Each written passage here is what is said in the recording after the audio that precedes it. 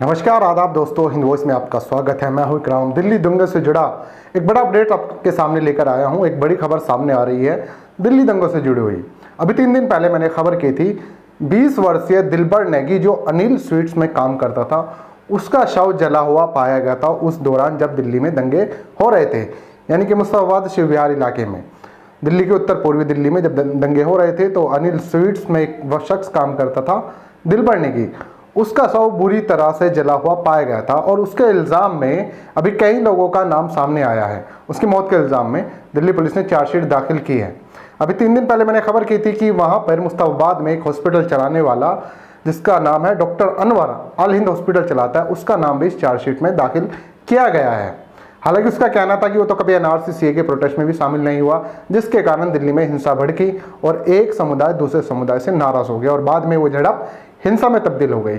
उसका साफ कहना था कि मैं तो कभी गया भी नहीं हूँ, 3 साल से अस्पताल चला रहा हूँ, लेकिन मेरा नाम इसमें घसीटा जा रहा है, कोई मुझे फंसाने की कोशिश कर रहा है। अब दिल्ली पुलिस ने एक इकबालिया बयान जारी किया है 12 लोगों का। उसकी एक कॉपी इंडियन एक्सप्रेस के पास पहुंच गई है, जिसमें जांच पड़ताल के बाद ये पता चला कि 9 लोग ऐसे हैं जिनका बयान बिल्कुल सेम है, कोई बदलाव नहीं है, यानी कि copy paste copy paste copy paste.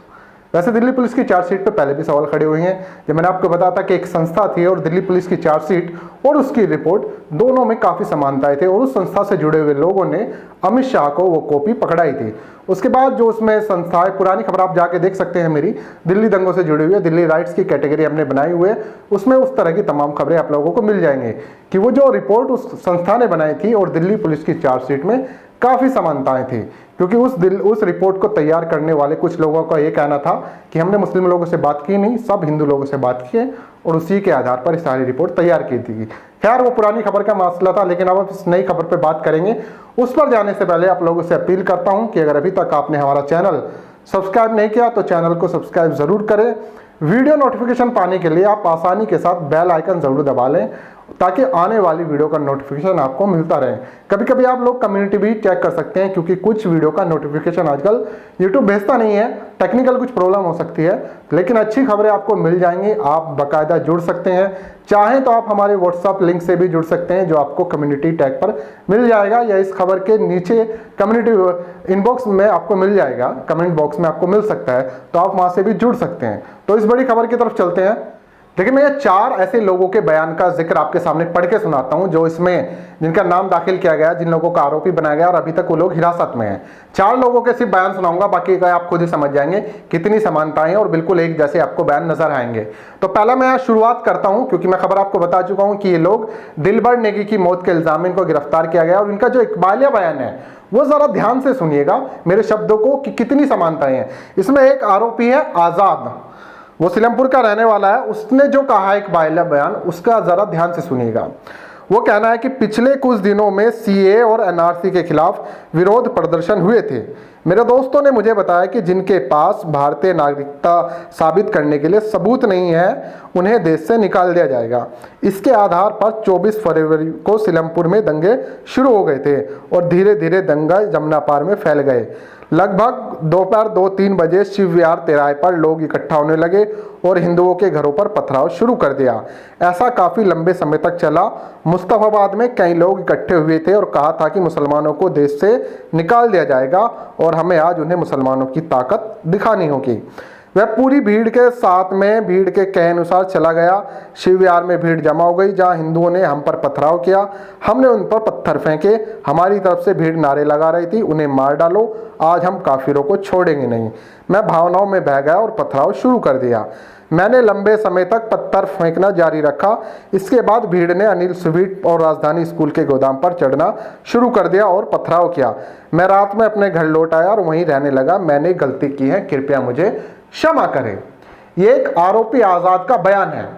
अब जरा अगले आरोपी का बयान सुनिए थोड़ा सा, क्योंकि ज्यादा लंबी खबर हो जाएगी, सबका नहीं सुनाऊंगा, लेकिन आप लोग यहीं से समझ सकते हैं कि इनमें कितना ज्यादा एक समानता आपको नजर आएंगी। ऐसा लगेगा कॉपी पेस्ट हो रहा है। दूसरा, एक राशिद नाम का एक शख्स जो इसकी मौत के इल्जाम में गिरफ्तार है, उसका क्या कहना था? पिछले कुछ दिनों में सीए और एनआरसी के खिलाफ विरोध प्रदर्शन हुए थे। मेरे दोस्तों ने मुझे बताया कि जिनके पास भारतीय नागरिकता के सबूत नहीं है उन्हें देश से निकाल दिया जाएगा। यानी सेम लाइन चल रही है, सुनते रहिएगा।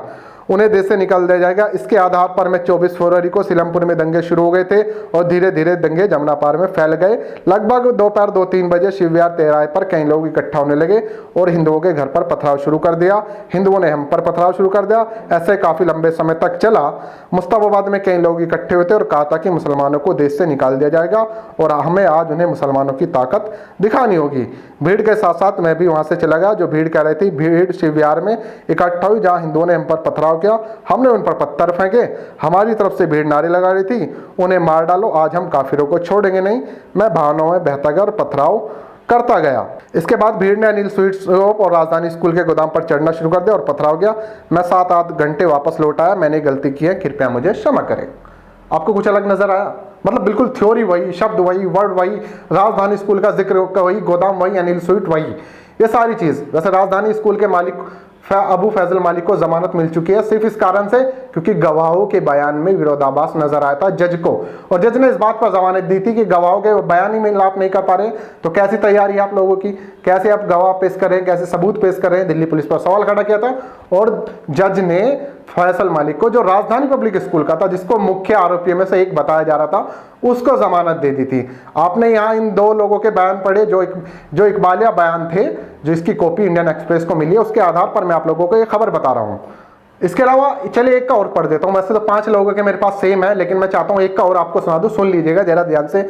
शुएब, एक लड़का शुएब है, उसका अभी बयान जो था सीए और एनआरसी के खिलाफ विरोध प्रदर्शन हुए। मेरे दोस्तों ने मुझे बताया, यानी अभी दोस्तों ने उसके बताया, कौन दोस्त थे कुछ पता नहीं, जिनके पास भारतीय नागरिकता के सबूत नहीं, उन्हें देश से निकाल दिया जाएगा। इसके आधार पर 24 फरवरी को जाफराबाद में दंगे शुरू हो गए। धीरे धीरे दंगे जमुना पार में, यानी पहले में सीलमपुर, दूसरे में जाफराबाद, क्योंकि सारे इलाके मिले हुए हैं। जाफराबाद सीलमपुर दोनों एक ही जगह पे हैं। जहाँ पे प्रदर्शन हो रहा था पहले सीए एनआरसी का, वो आधा हिस्सा जाफराबाद में लगता है, आधा सीलमपुर में लगता है, तो दोनों जगह एक थी, मतलब वही सिर्फ रिप्लेस जाफराबाद सीलमपुर, दोनों एक ही जगह का नाम ले गया था। उसके बाद दंगे धीरे धीरे पूरी दिल्ली में फैल गए। लगभग दोपहर 3 बजे, यहाँ पर भी 3 बजे कई लोग शिव विहार तिराहे पर इकट्ठा होने लगे। अब ये शिव विहार तिराहा और सीलमपुर की दूरी आपको बताता हूँ, तकरीबन 5 से 6 किलोमीटर की दूरी पर है।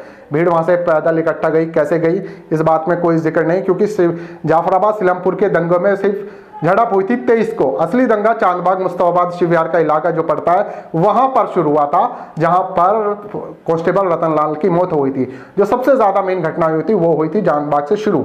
और चांदबाग और जाफराबाद की अगर आप दूरी देखें, तकरीबन 4 से 5 किलोमीटर, 3 से 4 किलोमीटर की लगभग दूरी होगी, जो अगले दिन शुरू हुआ। तो 24 फरवरी को इन्होंने बताया, जबकि घटना सुबह 10 बजे शुरू हुई थी चांदबाग में। आप पुरानी खबरें जाकर देख सकते हैं, सुबह 10 से 11 बजे के बीच ही पथराव शुरू हो गया था चांदबाग इलाके में, जब कांस्टेबल रतनलाल की मौत की खबर आई थी, जिसके इल्जाम में योगेंद्र यादव, डीएस बिंद्रा, जो शाहीन बाग में लंगर लगा रहे थे, उन पे का नाम भी मेंशन किया गया है चार्जशीट में। तो इसका भी वही है। इसके अलावा मैं शाहरुख की भी 2 लाइन आपको शुरू में पढ़ के सुना देता हूँ। शाहरुख का नाम भी बड़ा उछला था। उसका कहना, सीए और एनआरसी के खिलाफ विरोध प्रदर्शन शुरू हुए। मेरे दोस्तों ने मुझे बताया कि जिनके पास सबूत नहीं है भारतीय नागरिकता को साबित करने के लिए, उन्हें देश से निकाल दिया जाएगा। इसके आधार पर 24 फरवरी को जाफराबाद में दंगे शुरू हो गए और धीरे धीरे दंगे जमुना मार्ग में फैल गए। लगभग दोपहर 3 बजे कई लोग शिव विहार तिराहे पर इकट्ठा होने लगे और हिंदू घरों पर पथराव शुरू कर दिया। इसके अलावा एक और शख्स ताहिर, उसकी भी 2 लाइनें सुन लेता हूँ, फिर आगे थोड़ा सा बढ़ लेते हैं। ताहिर का कहना है, पिछले कुछ दिनों में सीए और एनआरसी के खिलाफ विरोध प्रदर्शन हुए। मेरे दोस्तों और एक्सपर्ट्स ने मुझे बताया कि जिन लोगों के पास नागरिकता साबित करने के लिए सबूत नहीं है, उन्हें देश से निकाल दिया जाएगा। इसके आधार पर 24 फरवरी को जाफराबाद में दंगे हुए और धीरे धीरे दंगे जमुना पार में फैल गए। मतलब कुछ फर्क नहीं है, सबके सब सेम है। तो बयान तो सेम है, सिर्फ थोड़ा सा एक चीज इसमें बदलाव किया। इसमें इन लोगों ने आज़ाद अशरफ, इन्होंने कहा कि किसी के पास लकड़ी का बल्ला था, और फैजल ने दावा किया था कि उसके पास एक छड़ी थी। शुएब, शाहरुख, ताहिर, परवेज और राशिद ने दावा किया कि उन्होंने घर पर लाठियां इकट्ठी की थी। लेकिन बयान देख लीजिए आप, दिल्ली पुलिस का ने जो बयान लिया है सबके सब सेम है। तो यहाँ सवाल खड़े करने को मजबूर किया, क्योंकि पिछली कई सारी चार्जशीट पर भी ऐसे सवाल खड़े किए गए थे। आपने देखा राजधानी पब्लिक स्कूल के मालिक को सिर्फ इस बात पे जमानत मिल गई कि गवाहों के बयान में विरोधाभास था। और जो मुख्य आरोपी में से एक बताया जाता है, ताहिर हुसैन के मामले में भी कोई बड़ा अपडेट नहीं है, क्योंकि वो मास्टर माइंड रहा है। उसके मामले में जैसे ही कोई नया अपडेट आता है हम लोग आप लोगों तक पहुंचाएंगे। कोशिश कर रहे हैं कि सारी खबर आप लोगों तक जल्द से जल्द पहुंची, लेकिन यहाँ पर आप लोग खुद कमेंट कीजिए और बताइए हमें कि ये जो बयान है, एक तरह से दिल्ली पुलिस ने किस आधार पर, कौन से टाइपराइटर या जब बयान ले रहे थे तो क्या सारे एक जैसे थे, एक जैसे ही बिल्कुल शुरू की सारी लाइनें, पंच लाइनें, कहीं एक आध शब्द का हेर फेर है, नहीं बाकी सब में एक जैसे हैं। 12 लोगों के बयानों में 9 के बिल्कुल एक जैसे हैं, कॉपी पेस्ट नज़र आ रहा है पूरी तरह से मामला। आप लोगों को क्या कहना है नीचे कमेंट कीजिए, खबर को ज़्यादा से ज़्यादा शेयर कर सकते हैं और हमसे जुड़े रहने के लिए चैनल को सब्सक्राइब ज़रूर कीजिएगा।